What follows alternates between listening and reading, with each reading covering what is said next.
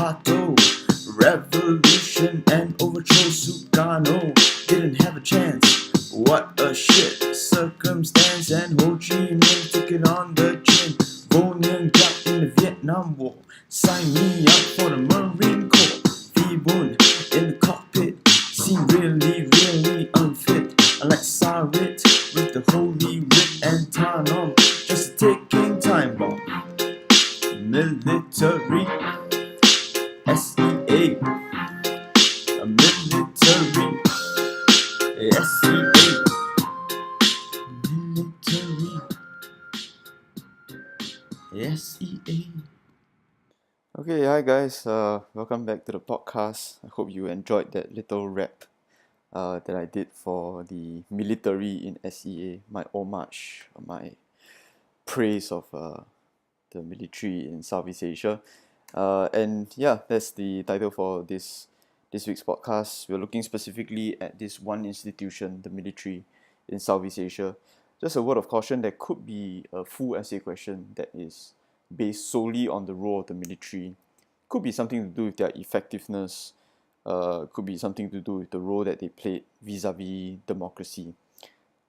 Things like that. Just basically an exploration of the military and everything associated with it in Southeast Asia and in the political landscape. So that's one thing that could potentially be surfaced in the question. Another type of question could also be a comparison between the military and other forms of control. So if we go back to our focus of the syllabus in this case, going back to the red portion over there, we can see that the military will still fit under the subheading of the establishing and maintaining of political stability.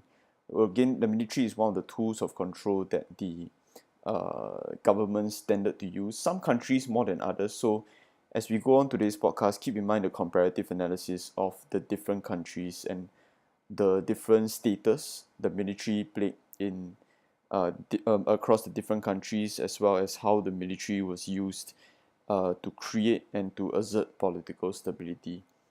So you can see the three headings there, or the three subheadings. Personalities of the political leaders. Keep in mind that some leaders are military leaders, some leaders are heavily influenced by the military, and some leaders are civilian leaders who use the military to help them to create political stability. Tools of control, the military is one of the 7 or 8 tools of control that I introduced to you guys, so there could be some comparison of effectiveness over there. And then the last thing is effectiveness of responses to political challenges. The military is used quite commonly in Southeast Asia to respond to political challenges. One of the big things you want to keep in mind right now is the change and continuity of the use of the military. Short term, it might have useful effects, but in the long term, are there severe repercussions of the continued use of the military? So we go into our first big exploration of the military, which is why is there an appeal of the military across Southeast Asia? Dominantly, I would say that most of the case studies that we have, the military plays a huge role. They are fairly popular among the citizenry, and they do occupy a position of prestige and credibility in society and in the political landscape as well. So the 4 big case studies for an exploration of the military would definitely be Burma, Thailand, Indonesia, and Vietnam. The other 3 case studies, Philippines, Singapore, and Malaysia, I think to a lesser degree. So in the comparative analysis kind of thing, they are to a relatively lesser degree. But I think for the Philippines, there are certain points in time, most notably during the Marcos period, where the military does play a prominent role in politics as well. Going back to this, the appeal of the military, the first thing I will start off with is the dominance of traditional political culture and institutions. So this goes back to patrimonialism. Back in the historical political culture of Southeast Asia, the military is a huge source of legitimacy. The military is a huge source of power for any government and any ruler. And that authoritarian strain of the political culture continues on, or at least has permeated society to the point where it has become a feature of society, it's very hard to eradicate the influence of the military, because uh, over the centuries it has been built up to occupy a central position in the politics of the country. So the institution itself might be new, because many of the militaries are newly created after the Japanese occupation, but the culture, that this military and authoritarian culture itself, is something that permeates Southeast Asian societies. The authoritarian leader would always veer and use and utilize the military to consolidate his power or to assert societal stability. So traditionally speaking, from a very like long-term approach or understanding, the military does play a huge role in um, Southeast Asian political landscape. It's something that's familiar to the population, so that could account for the appeal of the military as well. So from a historical perspective, I think there's that. Part of the other historical perspective that we want to consider is the second point: legitimacy and credibility from JO and DCOR. Keep in mind that during the JO, the militaries, as I said, were newly formed, and even though some of them were collaborative with the Japanese, but I think that more or less towards the end of the war, they attained a kind of they were like a symbol of resistance against the foreign oppressors, and foreign oppressors could be both the Western colonial powers and the Japanese. So the military sort of attained this nationalistic quality to them, and not only did they have this associated kind of sentiment with them, but they also proved their worth in the wars of liberation during the decal period. For uh, much of the decal period, if there was active violence and active warfare against the colonial powers, it was, by the military, and this only served to increase their prestige, their credibility, especially in terms of their nationalist credentials. The military is they are seen as the defenders of the country. They are seen as guarding against foreign oppressors. They are seen as securing the independence and the sovereignty of the country. So in that sense, because of that huge nationalistic quality, because of that huge track record and a successful track record at that, of fighting for the country, thereby there's a lot of political capital that transfers onto the military, and they are seen as an institution that is tried and tested and has proven itself. The third point over there, the capabilities alignment with the needs of contemporary context. So this one requires an understanding of the context of the post-independent period. Once again, we understand the post-independent period as a period of quite chaotic in terms of the socio-political landscape of the country, economics as well. There's a bit of either stagnancy or some sort of deterioration. Whatever it is, the issues faced in the independent period are particularly urgent and severe. I think more pertaining to the military has to do with the socio-political landscape, the rise or the presence of insurgencies and separatist movements or civil unrest during the democratic phase.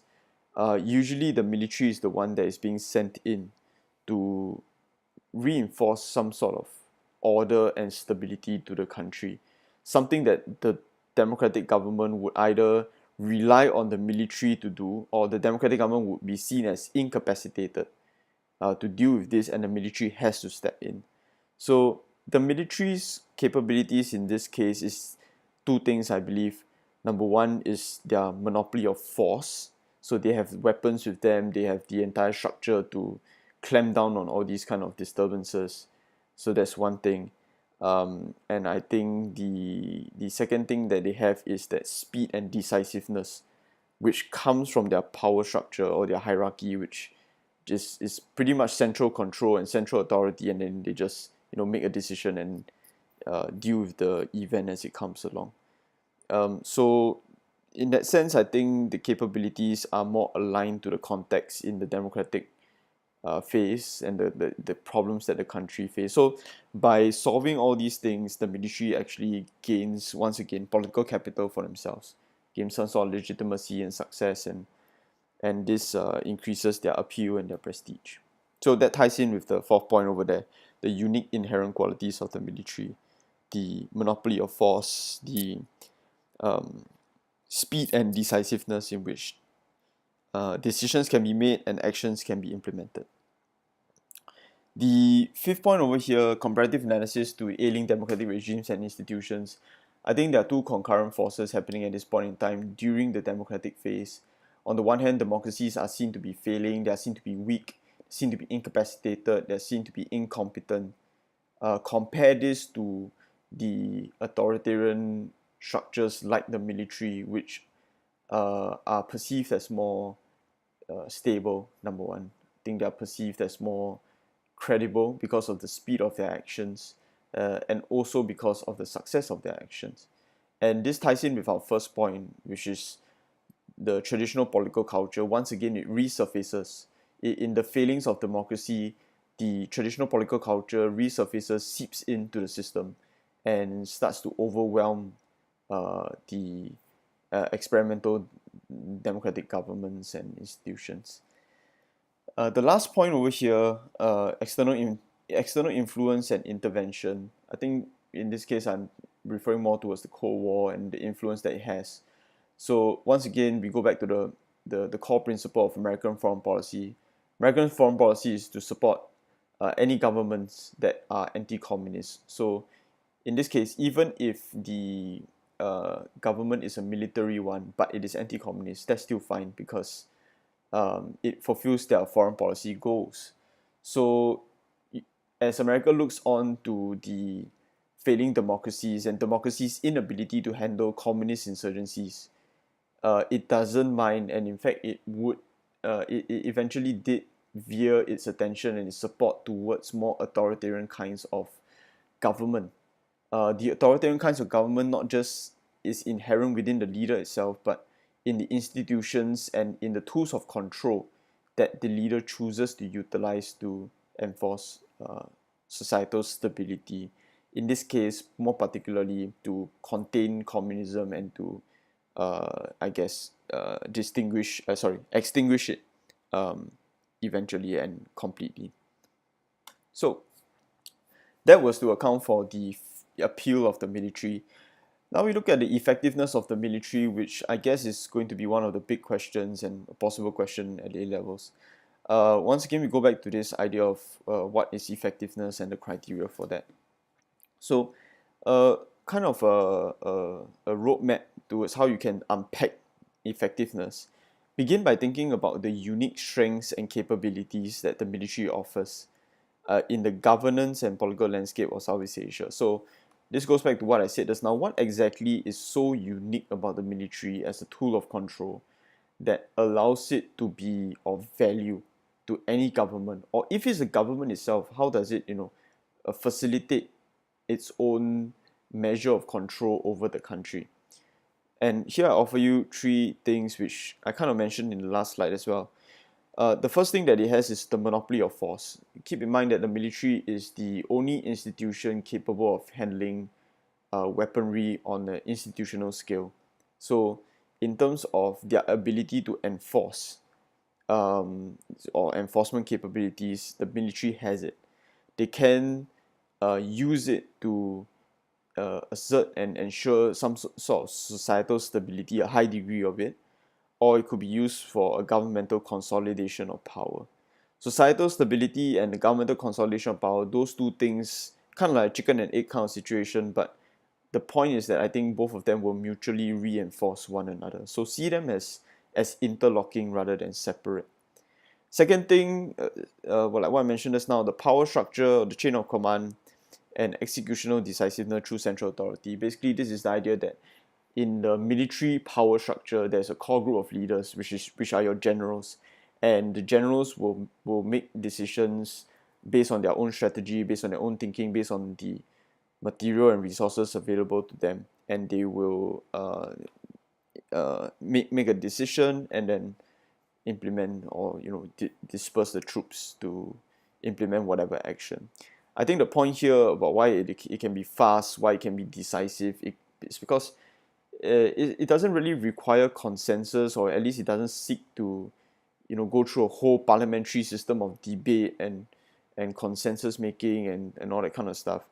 It bypasses all these parliamentary procedures and just looks at the threat, does a threat assessment, and then recommends and implements a series of remedy measures, which can be quite fast, judging by the evidence that we have. And the third thing about the military, again, like what I mentioned just now, the nationalistic qualities that it has for itself. I think that it is a good, one of the best institutions that really flies the banner of the country, and it has done through all the way from the JO period all the way to now. So, alongside the toughness and the kind of oppression of the military, there's also this softer side and this more like patriotic side or emotional side of the military, which can also contribute to its effectiveness, because the military can be seen as doing or the military can be seen as implementing policy or meting out action in the interest of the nation. So when you package it like this, in the interest of the nation, there is less likely that there will be backlash or opposition towards what they're doing. So always keep the contextual situations and needs in mind. Things like how urgent the problems are, how severe they are, and things like that. By this, additional things to credit the military for would be their speed of action and the conclusiveness of action. Speed of action, I guess you kind of understand. Conclusiveness of action is basically how much the military can put a stop to the disturbance at hand. So, for instance, if it's a riot, if it's a protest, can the military suppress it entirely? I think a further thing to think about is, yeah, it may be able to suppress it at that point in time, but does it breed long-term resentment or long-term discontent that might build up and manifest in something larger later on down the time frame? So that's something to think about. So all these kind of things go into your composite mix of what can be seen as effectiveness or ineffectiveness, and is something for you to think about. And we can go on to explore this further through the lens of change and continuity. So again, like what I was mentioning, in the short-term period, it can be quick, it can be decisive, but in the long term, does it lead towards a backlash of among the citizens, and is there a potential for an abuse of power as well, which can lead to instability? Keep in mind, remember that the central issue we're looking at here is stability and the military's value or contribution towards that. But in the same vein, the military can also destabilize a nation depending on how it's being used or how the military leaders themselves act. So one of the big things you can think about is the conditions in. So the limitations I put here is long-term backlash, long-term abuse of power, and all that kind of stuff. But there have been case studies where the military features and despite backlash or an abuse of power, periodically here and there, it actually lasts throughout the entire time frame. So how come the military was able to do that for those case studies? How come it was able to always maintain its power, or how come it was always able to assert societal stability despite its very harsh methods? So the high level of analysis here is looking at the conditions in which the military can succeed over a long period of time. So certain militaries will fail, and certain militaries will lose their sense of power across time. But certain militaries do maintain their status, and I think the high level analysis is looking at the conditions which differentiate the two different sets of case studies.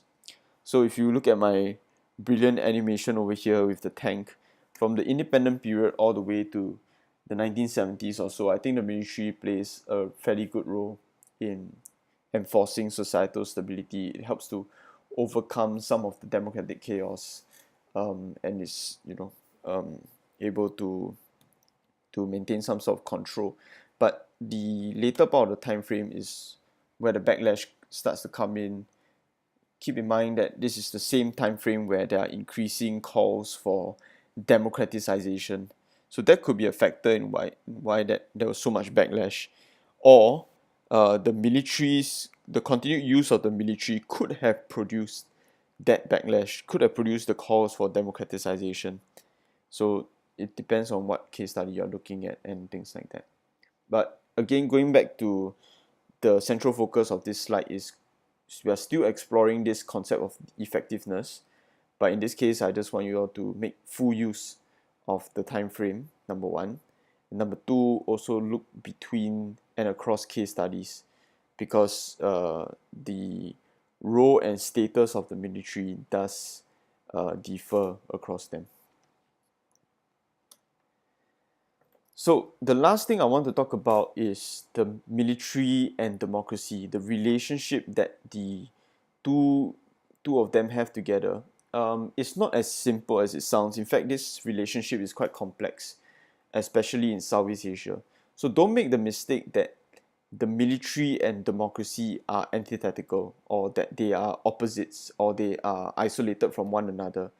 Um, in fact, there's a lot more cross-listing than we think there is, and let's see how there is such a case.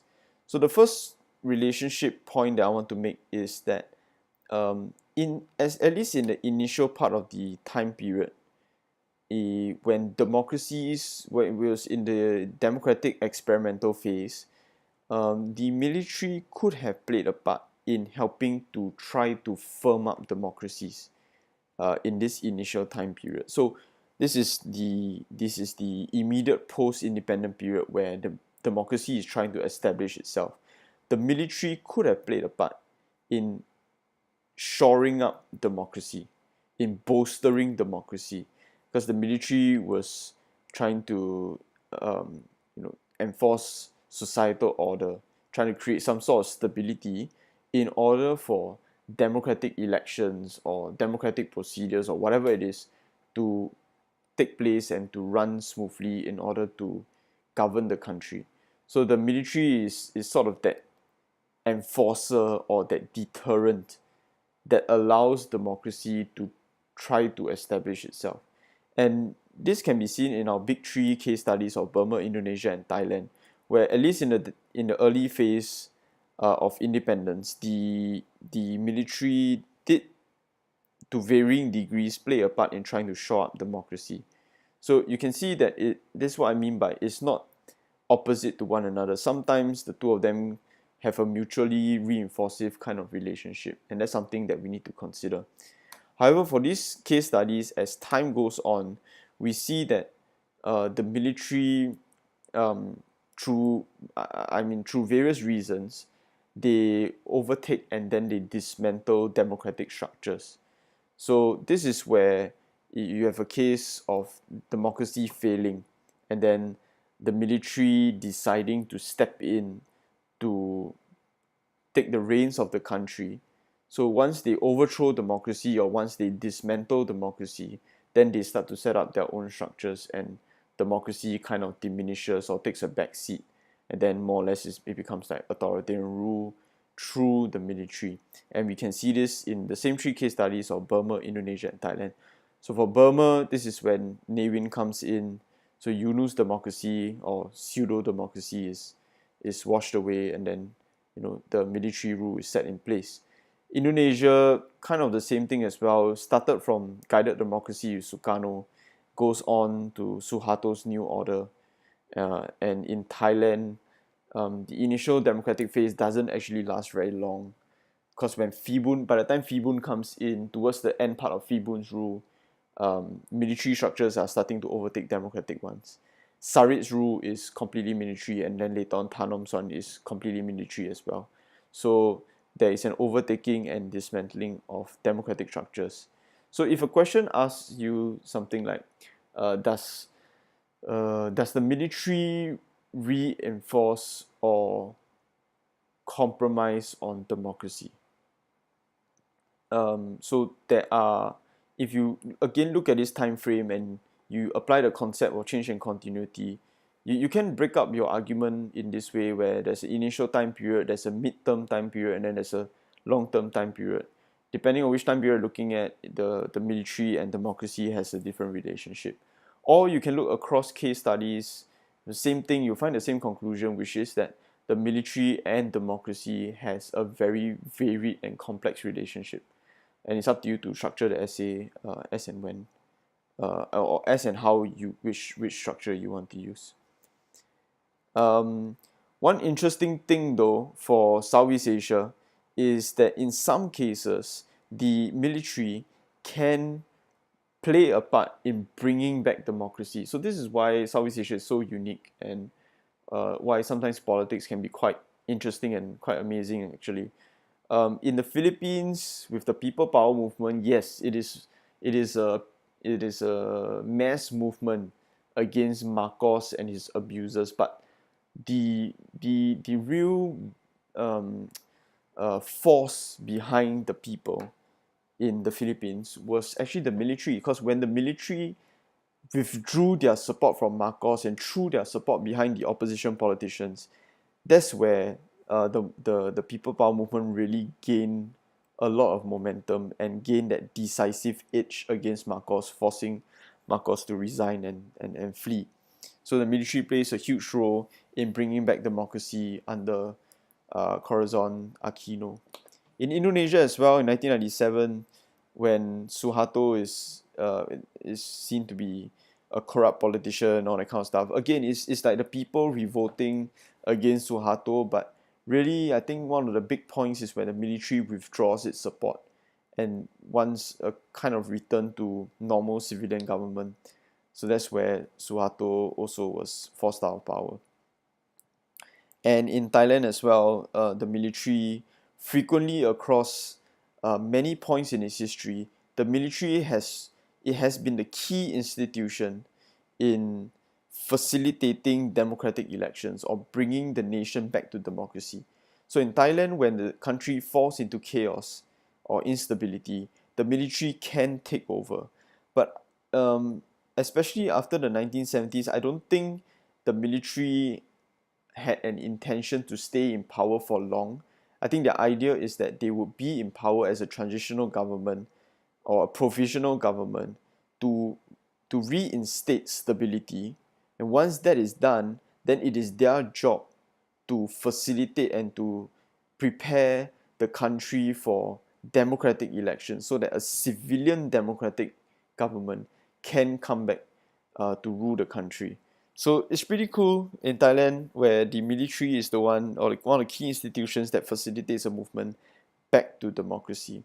So in this case, it can be seen as the military reaffirming democracy, especially in these three countries towards the later part of the time frame. Then there are another set of countries, Singapore, Malaysia, Philippines, Vietnam, where throughout the entirety of the time frame, the military plays a subordinate role to the civilian political administration. So the leaders of these countries are civilian, or strictly speaking civilian. They are non-military. So the central authority rests in the civilian politicians and in the constitution.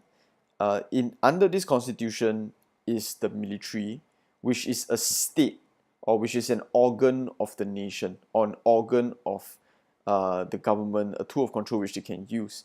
And for Singapore, Malaysia, Philippines, I think this has pretty much been more or less there throughout the entire time frame under various forms of democracy. Philippines, there's big questions over the Marcos period, so there's a bit of nuance over there in the Philippines. Vietnam, I think, is a pretty interesting situation. You might ask me why I put it here. Strictly speaking, I would see the Communist Party as a civilian administration, um, and it's not a military government, it's a communist government.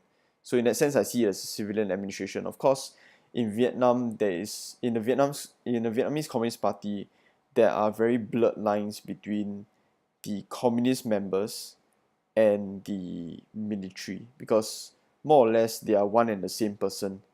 So a military general could also be or would also be a Vietnamese Communist Party member. But I think when we look at the power structure in Vietnam, the highest authority is the Communist Party, not the military. So in a sense, the military is also subservient to the VCP. And yeah, so in this case, it's not to reaffirm democracy, but I guess to reaffirm communist rule. For the other three, Singapore, Malaysia, Philippines, is to reaffirm democracy. But all four case studies is to reaffirm civilian political rule, civilian political authority as well. The last slide here is about the kinds of questions that you can have. Pretty cool ones. The military were custodians of democracy in independent Southeast Asia. Custodians means were they protectors of democracy? Were they safeguards of democracy in independent Southeast Asia? Second one, the military was the most effective mechanism in asserting political. This one is the comparison of tools of control, and a big part of this is looking at the criteria of effectiveness. So yeah, this is the podcast for this time round, the military. I think next time one I'll do another specialized institution, or not institution, but a specialized kind of thing, which is communism in Southeast Asia. So I think after that we should be more or less done with political structures, and then I will move on to other stuff. So yeah, peace out.